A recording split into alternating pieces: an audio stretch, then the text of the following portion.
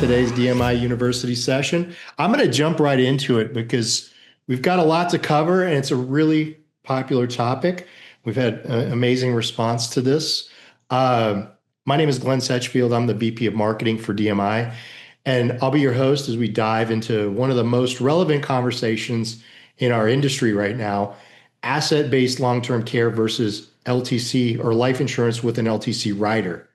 So as advisors, there's no one size fits all answer when it comes to long-term care planning, but there is a right fit for each client, right? So today's session will help you sharpen your approach by understanding, one, the three main LTC product types and where each one truly shines; two, the difference between 10-pay and life-pay structures; three, which client profiles align best with each solution; and four, and much, much more, what to really know before assuming that free chronic illness riders are a good deal. We're joined by two experts who bring tremendous depth to this discussion. So that's Mike Johnson. I like to call him Professor Mike Johnson. He's not officially a professor, but you know what? He knows a heck of a lot about this topic, and we love having him on. He's the Director of Member Services at Advantage Insurance Network, and Josh Rem, VP of Life Sales here at DMI. Mike and Josh, they're going to walk you through real market insights, product comparisons, and sales positioning tips you can start using immediately after today's session. So grab your notes, stay engaged in the chat, use the Q&A function to engage with us. We will respond.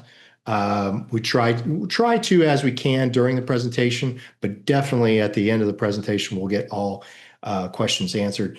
But let's get started. Josh, I'll hand it over to you. Yeah, thanks everybody for being here. Again, I won't take too long. I want to get right into it. But one thing I have noticed is more than ever, we really haven't had to convince advisors of the need for long-term care insurance. And you probably really don't need to convince your clients of the need for it. And I think the human element has a big influence on that. Everybody these days, whether it's you or your clients, has experienced a long-term care need. They've experienced the effects of aging and having to plan for care and the effect that can have on children and families. Everybody's experienced it. So we don't need to convince you of the need for long-term care, but hopefully, and actually I'm sure, this presentation today will help you position it more effectively and more often with your clients. So we're really happy to have Mike here as one of our great partners that can take us through how to do that. So with that being said, we'll hand it right over to Mike.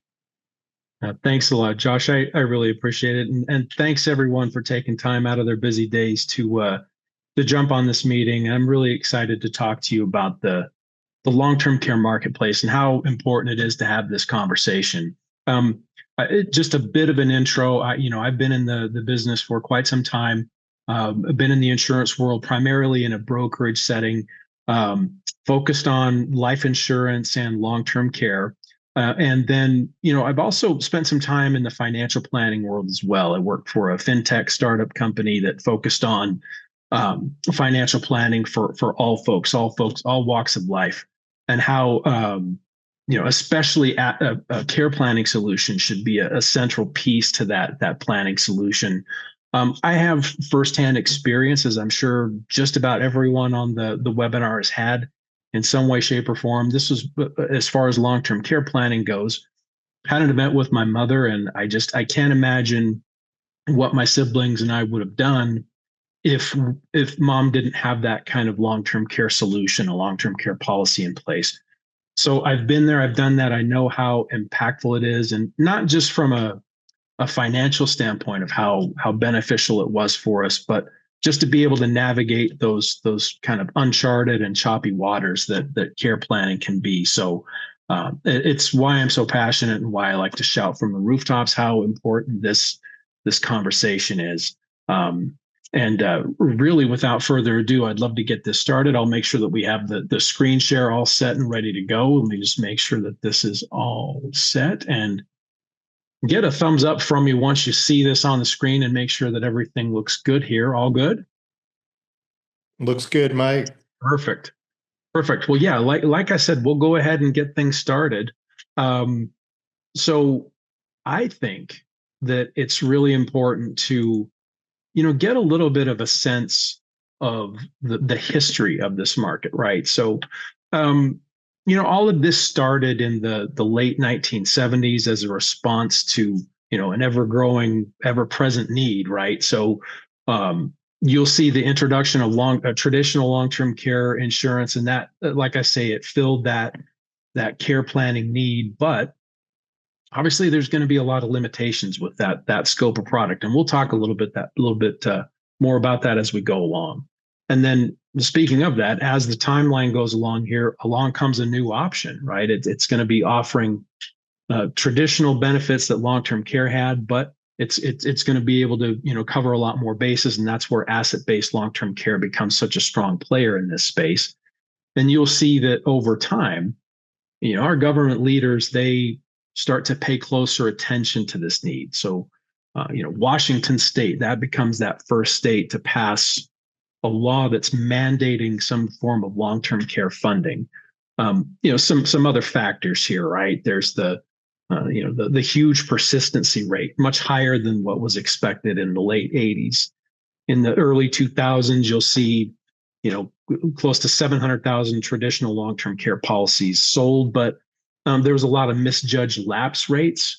I think insurers, they just expected more people to drop policies than they did. So, in other words, fewer lapses, more claims, that creates a pricing strain that results in premium increases.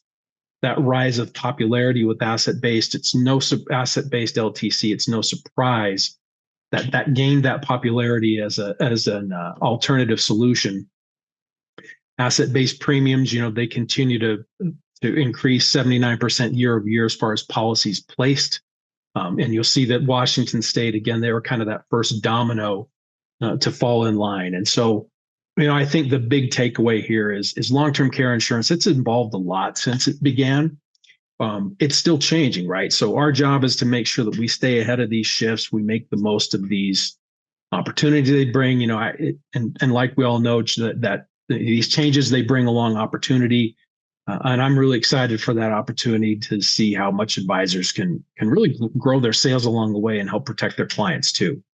So I wanted to touch on what's driving growth in this space. Well, it's the demographics, right? The aging population. So that aging population, it continues to grow.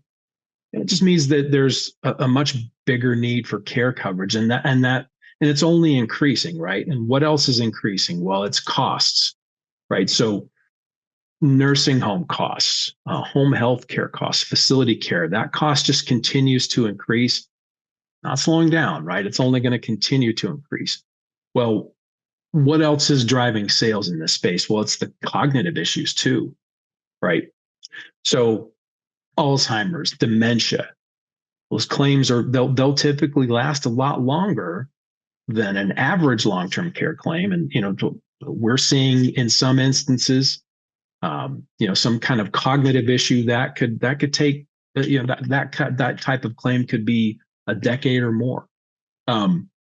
Who's taking notice of all this? Well, it's the younger generation, right? So they're seeing the impact that this has on family members, friends, you name it, right? They're taking action too, and that's driving sales in the process as well. And then there's legislation, which I touched on a bit before. The states are stepping in, and that means long-term care planning. That's becoming an even bigger priority. So, bottom line, there's a real growing need for coverage.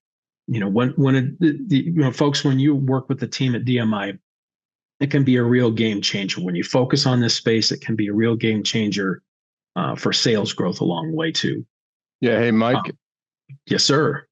Yeah. So it's interesting. It's encouraging to see the uptick in sales through these statistics. And actually, I'm actually seeing an uptick of advisors proactively reaching out to me before I even get to them to present these issues. So there's definitely an uptick, but I'm just curious, and I don't know, Maury, maybe we can put it to the audience. I'm just curious to see among those here about how often or how many submissions for these types of products you do each year. Just curious.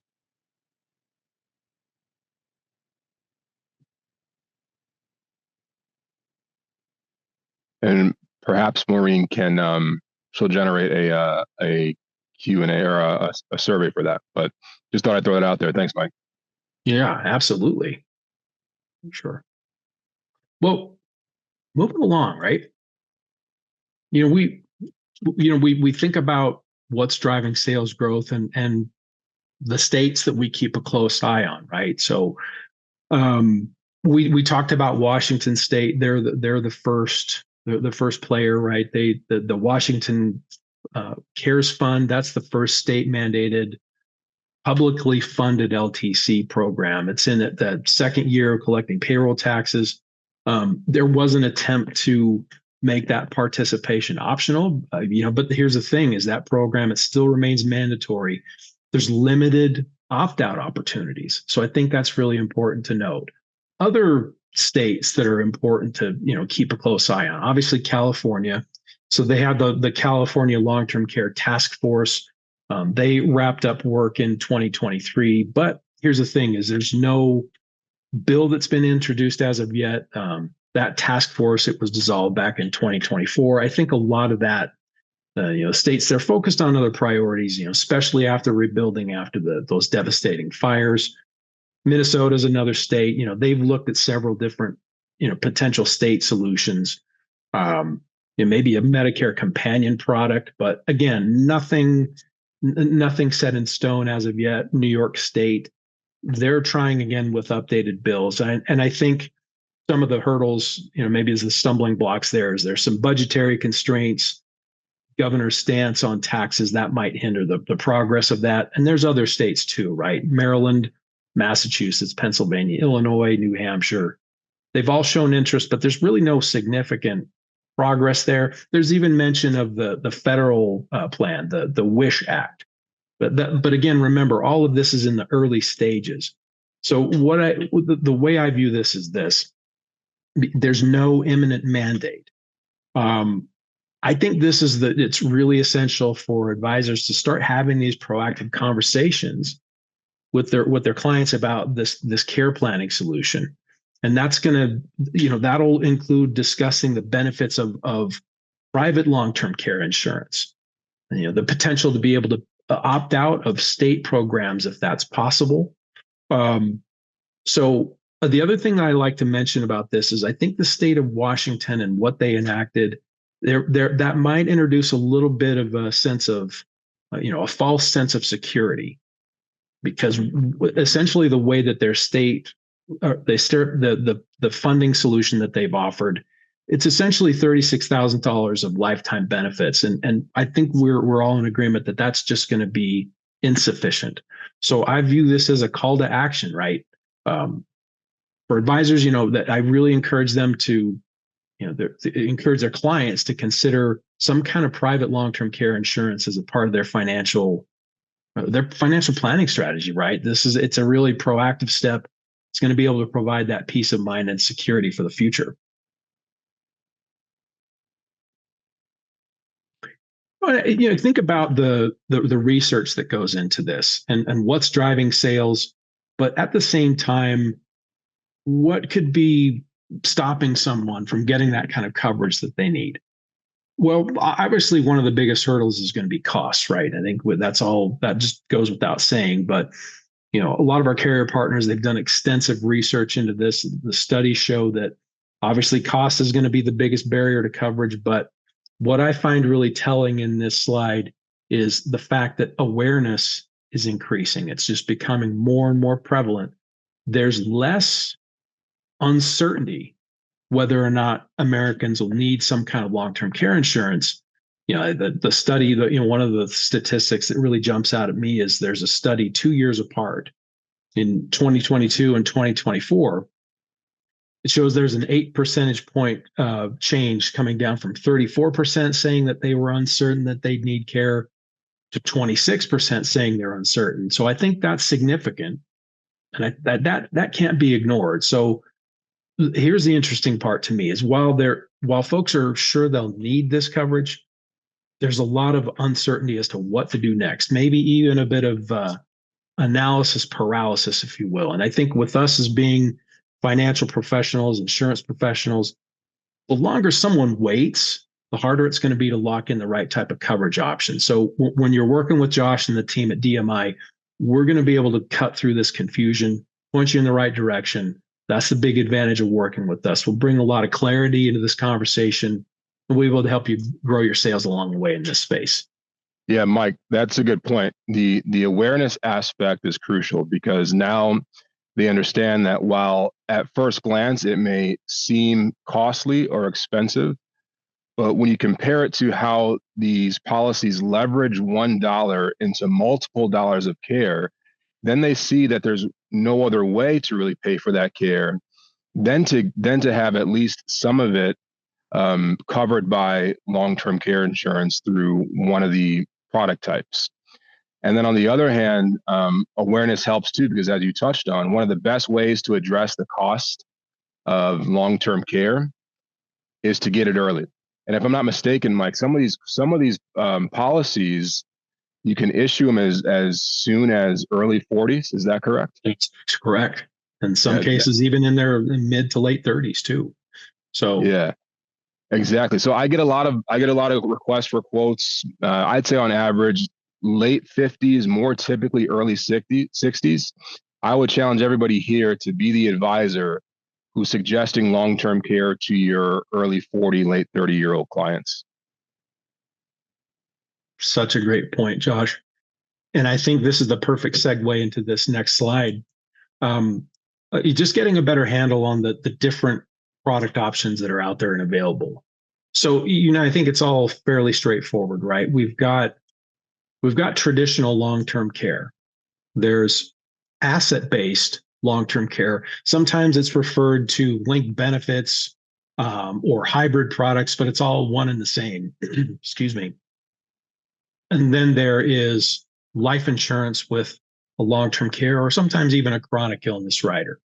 Now, I think the slide lays things out really clearly here. Is what type of product is going to be the best fit is largely going to be based on what's the main objective? What are we looking to accomplish? And, if we're looking to keep costs as low as possible, and, obviously a traditional long-term care policy, that's going to be the lowest barrier to entry.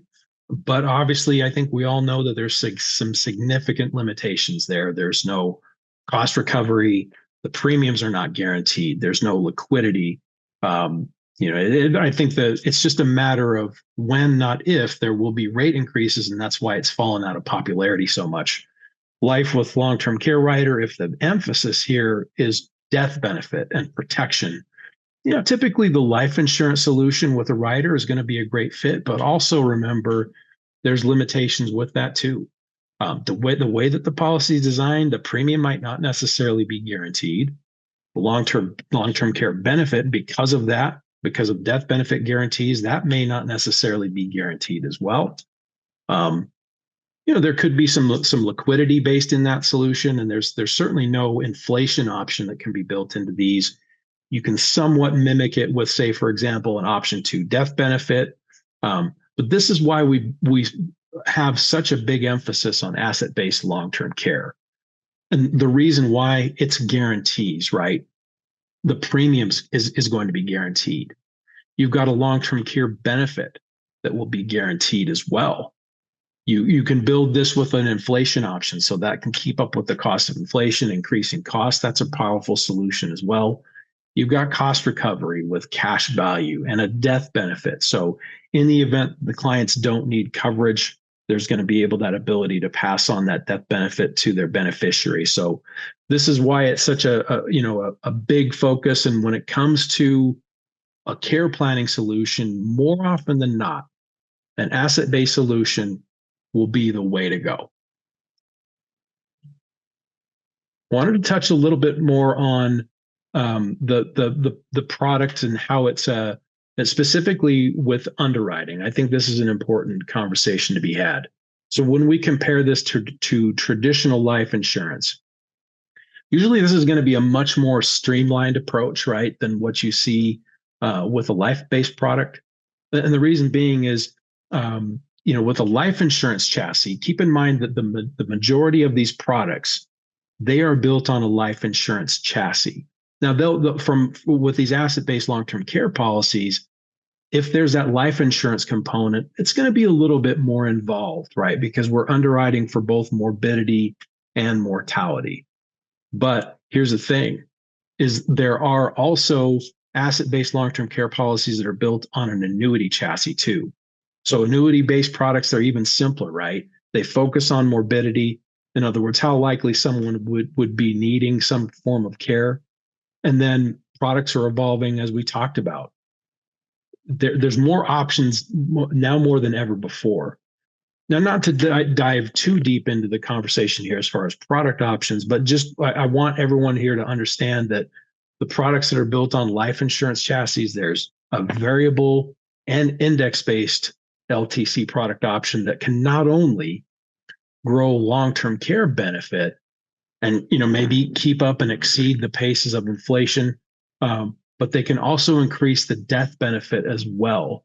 And so the reason why I think this matters and why it's so important is this can bring a much more well-rounded solution, more well-rounded options for long-term care. And I just think that ultimately, that's an even bigger opportunity to boost your long-term care sales. So moving along here, I think it's important to talk about the benefit types as well. So here's what I love about these asset-based long-term care products. I think we're all familiar with the different options here. There's cash indemnity, and then there's reimbursement.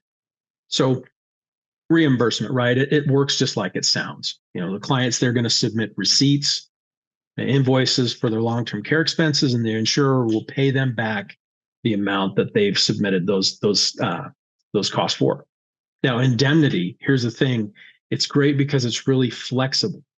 So once the client, they qualify for coverage, they'll get a set amount of monthly cash benefit. So no receipts, fewer restrictions, right? They'll get the full amount under the policy and they can use it however they need.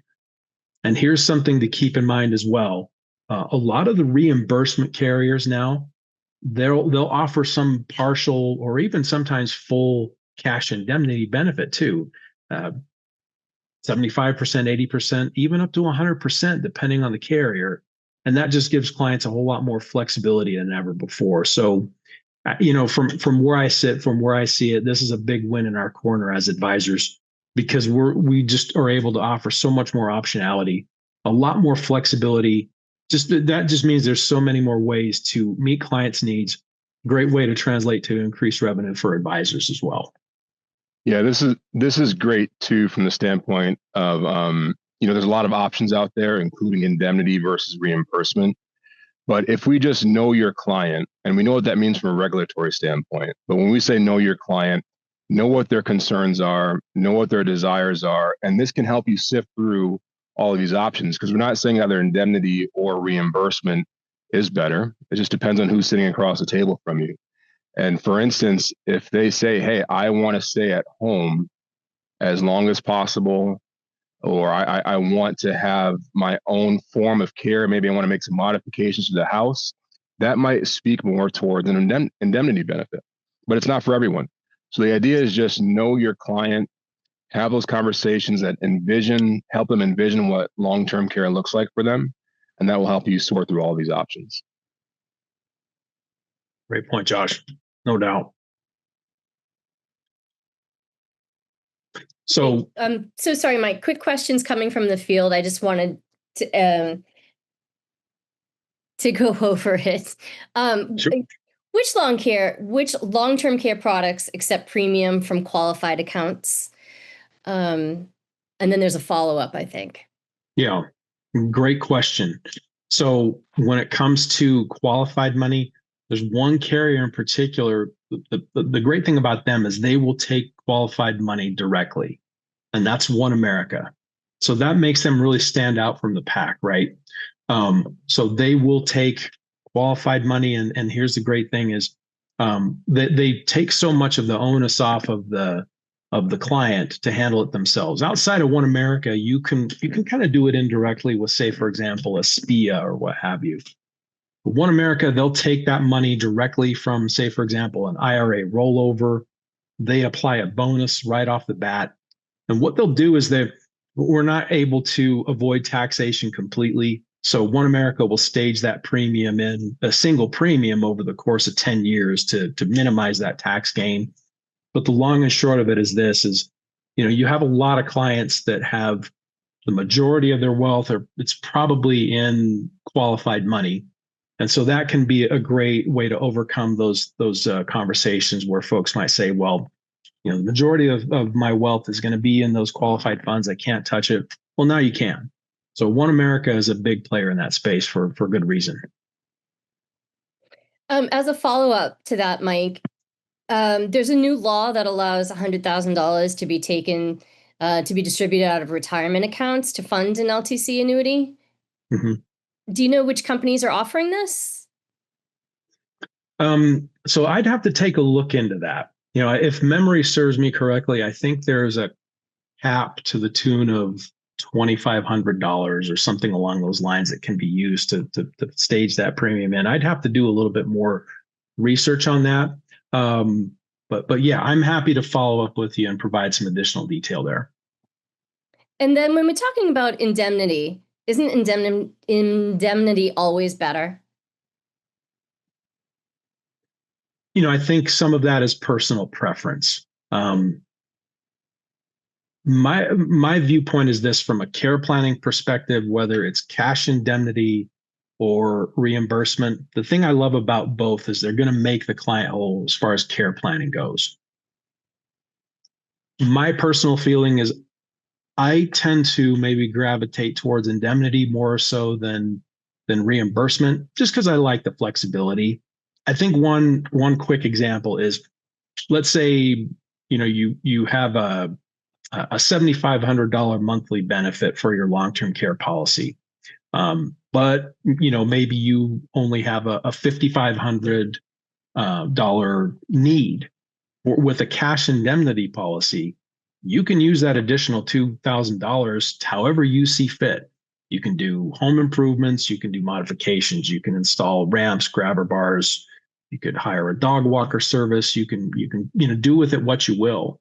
You can bank it, whatever you choose. Whereas with indemnity, it's just going to be restricted to the cost of the long-term care, the cost of the long-term care itself. So, I think there are some limitations there, but both are going to be a fantastic option. And remember, reimbursement carriers that are primarily reimbursement, they even offer a portion of that can be used via cash indemnity. So a lot of flexibility and a lot of opportunity there. Does the indemnity versus reimbursement have an effect on the cost? It's not that significant. Maybe in the past, a full cash indemnity carrier would kind of fall out of rank from a pricing perspective. But you'll see carriers in particular like a Securian, right? Their Secure Care 3 product from a spreadsheeting perspective may not necessarily be the best priced option, but they're going to be really competitive in most scenarios. So I think that's important to know. And that's where you can lean on the team at DMI, right? We'll be able to not only highlight who's going to be the best option from a pricing perspective, but maybe offer a little bit more flavor as to the product options and who might be the best fit based on the client's needs. Great. Thank you, Mike. Good questions. So how do we pay for this, right? That kind of builds into that conversation as well. So traditionally, you would typically see maybe a single pay option or maybe a 10 pay for asset-based solutions. And that was about it. Not anymore though, right? We've got a lot more optionality. So we've got limited pay options. You could do a 5 pay, a 10 pay, 15 pay.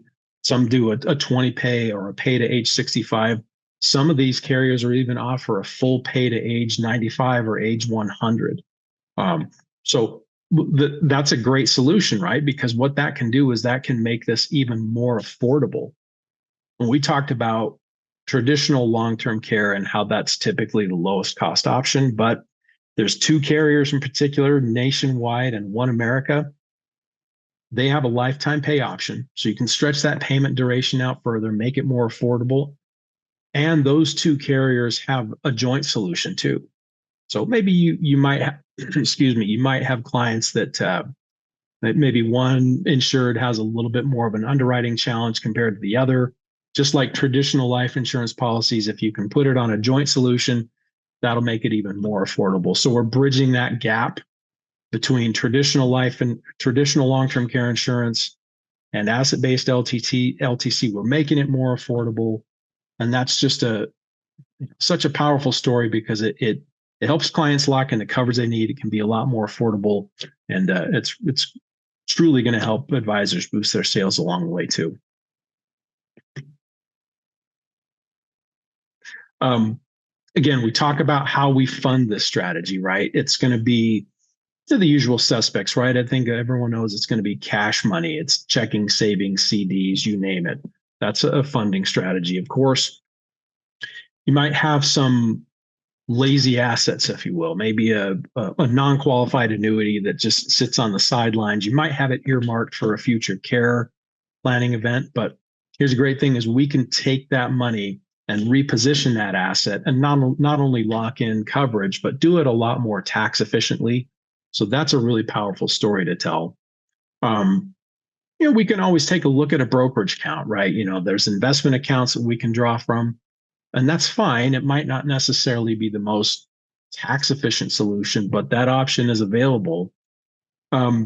We touched on this before, qualified money. So remember, as far as a direct rollover, One America, that's where they really shine in this space and where they're a significant player. So just know that there's a qualified funding solution, and One America makes it super simple. And we don't want to forget about a 1035 exchange, and that can come from either life or annuity. So the message that I want to drive home here is there's just so much more optionality than we've ever had before, and that's a good thing. It's a great way to start off that conversation and help their clients lock in that coverage that they need. It's just so vitally important. And then just one other thing that I always like to note is we want to be as tax efficient as possible. So in other words, how much does it cost to move that $1 from one solution to the next? So we need to be very careful when we think about the tax consequences. Just as a side note, we have a separate webinar that yours truly, I'll host, where we go over tax efficient solutions. So not only do we want to lock in the coverage and get the clients the coverage that they need, but we also want to make sure that it's having the least impact as possible from a tax perspective. Taxes eat into every single thing that we do. So if we can not only get them the long-term care coverage they need, but do it in the most tax efficient way possible, it's going to be such a huge opportunity for your advisors, make clients even more sticky, and be able to pass on that torch and make it more of kind of a multi-generational solution and really help advisors on many different levels. So it's a really powerful story, to say the least. Yeah, and I'll say this too, Mike. Mike is great at making himself available in between these webinars, which have some really great topics. He makes himself available. The advanced planning specialist at the carriers will make himself available. A lot of your clients' assets, at least from what I'm seeing, a lot of them are going to be in qualified accounts. So that doesn't mean they don't have the funds to use for these solutions. It just means we have to do some careful planning. So just approach me with that, and we'll get the right people on board to consider the cost and the value around using qualified accounts. No doubt.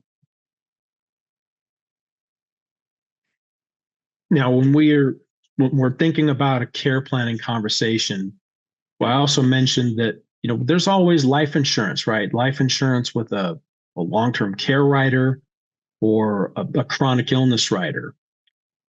I think a lot of us, that you might have the perspective of the lines can be a little bit blurry in this space, right? Where, where is that distinction? Where is the difference?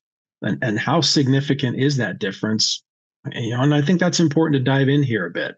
None of the insurance carriers will market these as free riders, so to speak.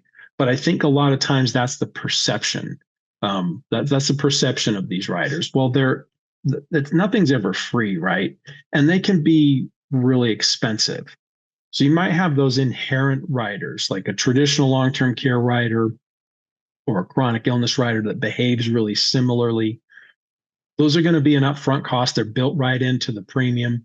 And so maybe they're a little bit more predictable. You know exactly what to expect when the client goes on claim, but they may be a little bit more unaffordable. I guess it could range anywhere from maybe 10% to 25% more, depending on the carrier and a lot of other variables, right? The age of the client, the type of solution that they're looking for. It might make it a little bit more unaffordable. So they may want to pivot to maybe something like a lean method or a discount method on a chronic illness rider. And it's not to say that that's not a good viable solution, but it can be really difficult to predict exactly how much the client can tap into, right? Because the carrier is going to take a look at the age of the client, the gender, the illness, the affliction, whatever they're currently going through. They'll have to run mortality tables and see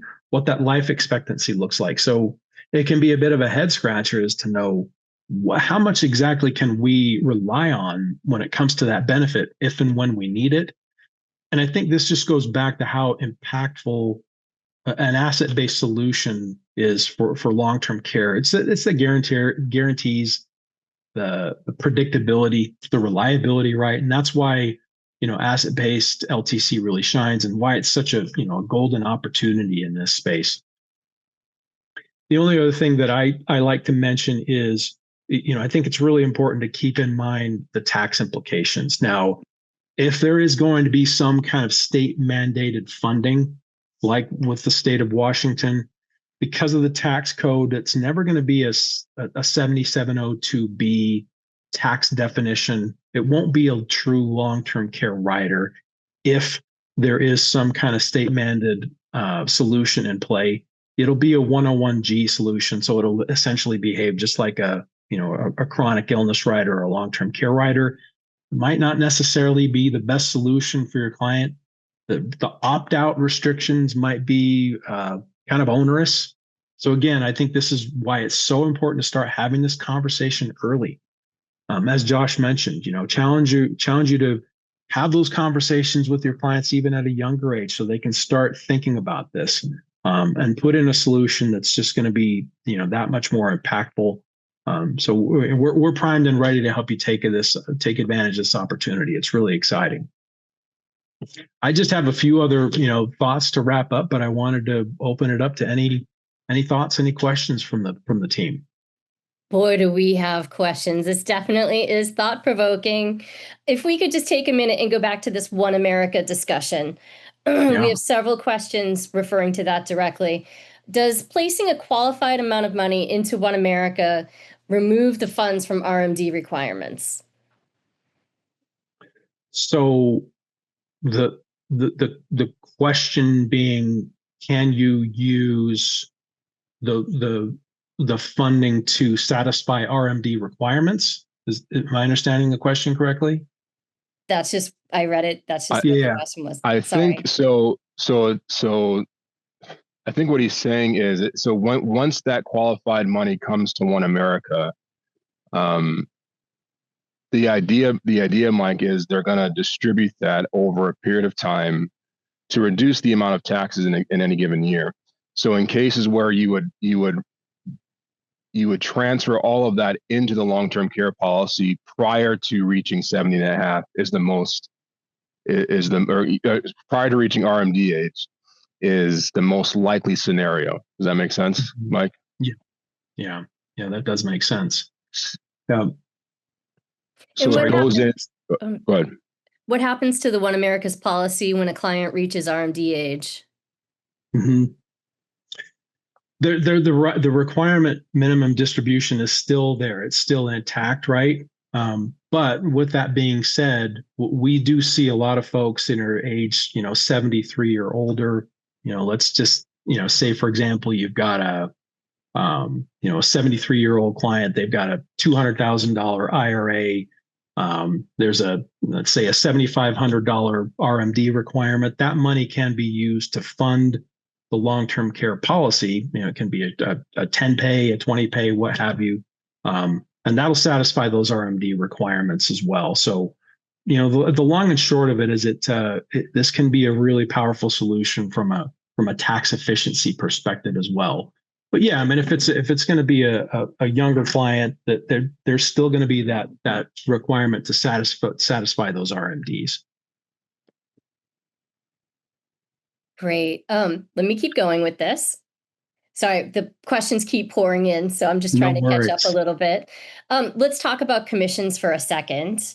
What part of the policy does the commission come from? When it comes to compensation, I always have strict marching orders to defer to your team. So that any kind of compensation question, I would just defer to Josh and the team at DMI. To reach out to Josh. Excellent. Best resource.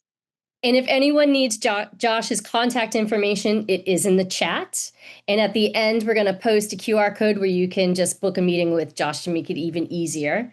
Now let's go to. Just to the commit. I mean, I'll explain this one-on-one, like you said. But if the question is worrying about if your commission will hinder the policy in any way or make it less effective, I'll explain how that's not the case either. And then specific commission questions we'll go into one-on-one. Thanks, Josh. What about qualified funding? Does that only apply to single premium, or can they pay monthly premium instead? Single premium only. That was an easy one. Excellent. Yeah. Do premiums differ for two separate traditional LTC policies for spouses versus a joint policy with the same total coverage amount? You'll have a savings, right? If you're looking at a traditional long-term care policy and you do a joint solution, there will definitely be a pretty significant savings. So if there's ever an opportunity to do so, if traditional long-term care is the only option, and there's the ability to do it on a joint solution, I always make that suggestion. Excellent. And I've got one more question at the moment. So, I take that right back now. But what is the average cost and size of policies these days? And how small can we be? How can we? So I think the question is, when we want to introduce this topic with smaller participants that maybe can't get the larger policies. Can we talk about that a minute? Sure. I think a good way to answer that question is the majority of the asset-based LTC products, they'll have a minimum death benefit amount that's required. It's typically going to be in that $50,000 range. So that'll be kind of the baseline of where you can get started. And typically that's going to equate to roughly $1,500 to about $2,000 a month in long-term care coverage that they'll get out of that policy. But again, that's the big benefit of working with the team at DMI. We'll be able to pinpoint the best solution that's going to make the most sense. Yeah, and I would say even a partial risk transfer is better than not having any coverage. I mean, that's oftentimes what we're seeing. You may do a long-term care needs analysis and they need like $12,000 a month.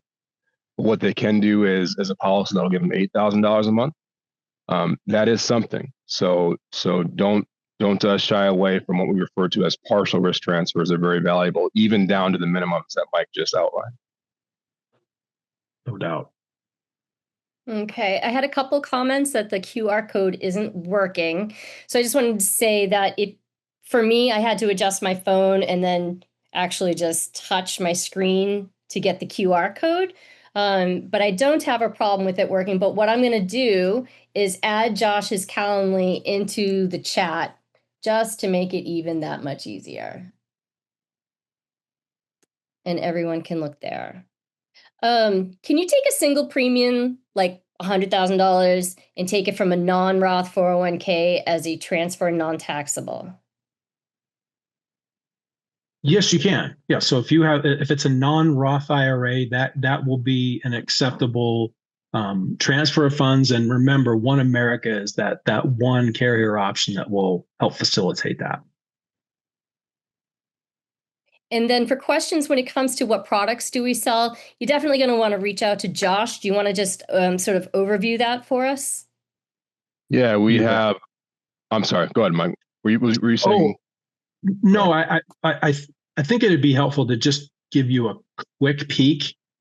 This will only take a couple of minutes, but just to understand that there's several different carrier options, and we can go into a separate conversation altogether. But you've got One America, Securian, Nationwide, Lincoln, New York Life, Global Atlantic, and John Hancock.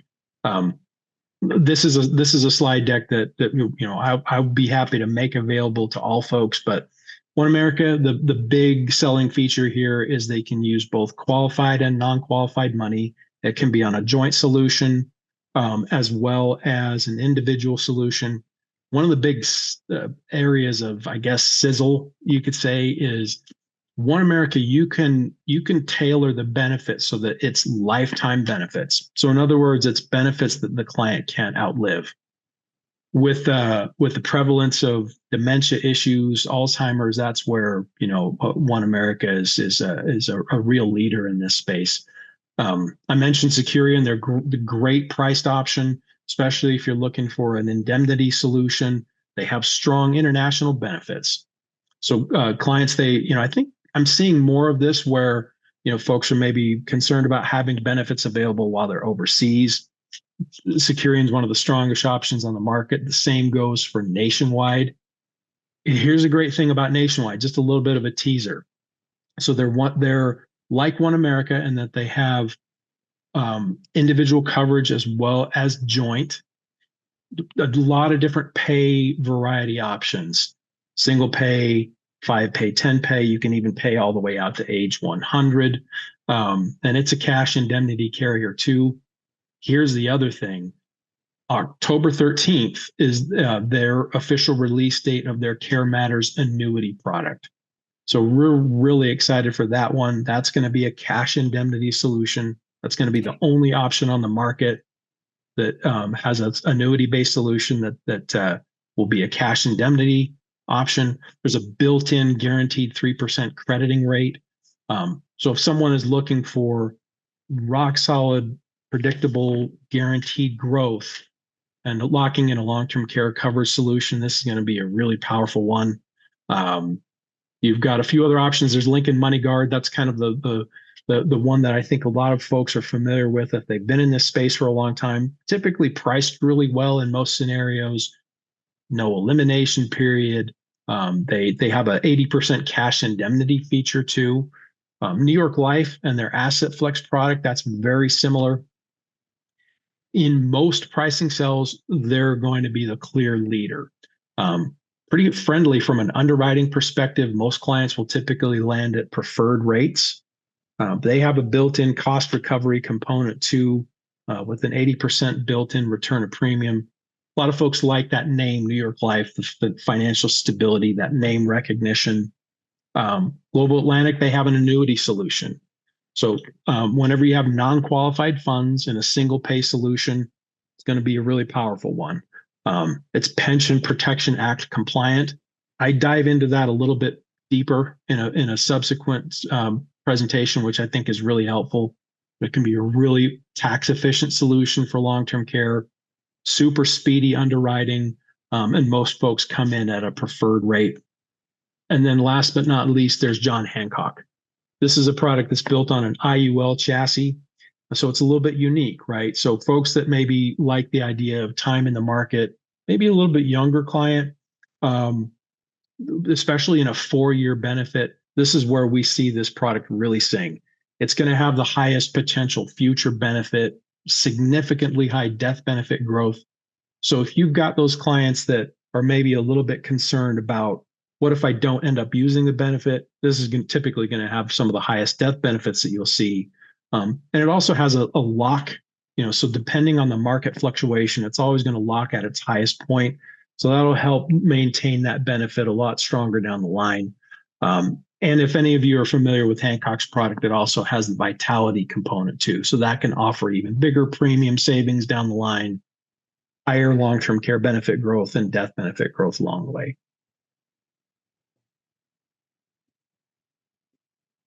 That basically covers the, yeah. So how we What doing else? on questions, Maureen? Oh, sorry. I just, as soon as I read one, like 3 more come in. Let's see. Do any of these products not have underwriting? They're going to have streamlined underwriting. It's going to be so much simpler than what you see with traditional life insurance product, where it's going to be a lot more involved. Typically, you can see an approval in as little as 2 or 3 days, maybe even faster. One America, they've got an even more expedient, I guess you can say, solution that they've ever had before. Carriers get it. They understand how important it is to get an approval and to get it in as fast as possible. So usually after a routine phone interview, after the app has been submitted, you'll typically see an approval, either a thumbs up, thumbs down within, I'd say, about a 24 to 48 hour period. Any thoughts on the VUL with Rider MEC solutions? I like the VUL, right? And I like the idea that you have the ability to have that death benefit grow over time. I will say this, that my focus is purely on asset-based long-term care solutions. So when it comes to weighing those options, whether a traditional VUL with the long-term care rider makes the most sense versus an asset-based solution, I always go back to the question of what's the most important driving factor? What are we looking to accomplish? Is it to leverage long-term care benefit as much as possible? Or is this more of a death benefit sale? Typically, if the death benefit is going to be the biggest point of emphasis, the main objective, usually it's going to make most sense to pivot to a traditional VUL with that long-term care or chronic illness rider. Mike, do you know if the new nationwide LTC annuity will be PPA compliant? My understanding is it will be. There's still a little bit it's not shrouded under secrecy or anything to that degree, but my understanding is it's Pension Protection Act compliant. I will get confirmation on that and follow up. And could you take a minute and explain the John Hancock annual benefit lock, please? Yeah, of course. So the way that the product works is it's going to be like an IUL, where you have the ability to select an indexed crediting option. So it could be the S&P 500 or some other indices that you can select, maybe a mix of others. Remember, as the index will fluctuate over time, if there is a drop from one year to the next, John Hancock will lock at that year, at the highest point of that year, right? So there's never going to be that fluctuation downward. The death benefit lock will pertain year over year as the policy performs over time. So, and I can send some follow-up pieces that detail that in a little bit more granular. But the long and short of it is this: is if you've got clients that like the idea of having that death benefit growth along with a long-term care benefit growth, that John Hancock IUL product that's called Life Care, that can be a really viable solution and a powerful one at that. Yeah, we've had a lot of success with sales of the John Hancock product lately for that specific feature. Perfect. And if we do have those guides and some slides, we've been doing a lot of those product specific webinars on John Hancock. So give me a call or jump on the Calendly and we can take through that in more detail. Yeah, you know what, Josh? Somebody was just asking, is there a pre-qualifier questionnaire that can be used to pre-qualify a prospect? So I just wanted to mention that Maureen was just finishing up a nice checklist that I think that would be really helpful as an asset for everybody on this call. So reach out to Josh about that and the other assets that we have as well to help you get into the conversation. And I think, Mike, you had a really good point before our call today. You were saying, hey, I know a lot of people are uncomfortable about getting into the conversation because they may not have all the answers, but I think it's best to just get the conversation started. We've got Josh here to support that ongoing conversation. Let people know that hey, you know what? I'm going to get back to you on some of these questions that you have, but I've got my team in place to support uh, to support a solution. So I think that's important, especially going into the holiday season, right? So that's one thing to bear in mind is that this is a really good time to start having these conversations, and we're here to help with that for sure. There's nobody better than Josh and Mike to help with that conversation. So um, I know we've got a number of questions, but it's getting close to the hour, the top of the hour. So Maureen, what do you think? Are there any choice questions we need to answer? Can we maybe get back to people? Yeah, I really strongly suggest people reach out to Josh for any questions that we didn't get to today. There's a lot of questions that are very detailed that, it's really, what qualifications your client has, which is more of a one-on-one conversation. And we're more than happy to field these questions individually. And we are going to do more, as Mike was alluding to. He has a great tax efficiency, LTC and tax efficiency webinar that we'd love to have him back to do. And then I would also like to do a webinar in the future where we're talking more about the human side of this and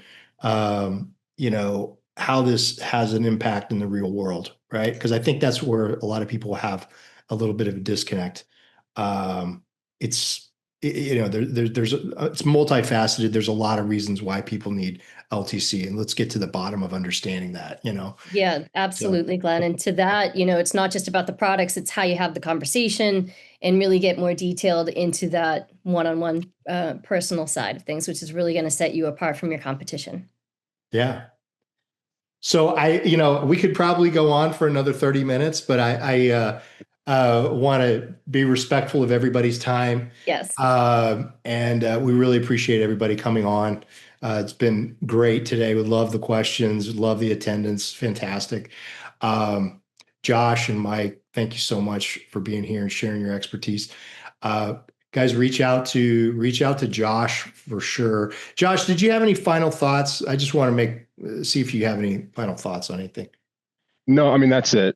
We covered a lot today. And of course, yes, if you're not doing a lot of this right now, don't feel bad. Everybody's trying to get up to speed with this and do more. You could always do more. One or two of these from a production standpoint could turn a good year into a great one. But more importantly, now more than ever, we know how much your clients need this. So just reach out to me for any specifics. I'll connect you to the right people, and we can talk about a specific case or client, and let's get going on this, and everybody will win. There you go, man. Thanks again. And thanks everybody for being here. We'll see you on the next one. We will send out a recording of this as well, and we'll keep you notified of future LTC webinars. Thanks so much. Thanks, everybody. Thank you, Mike.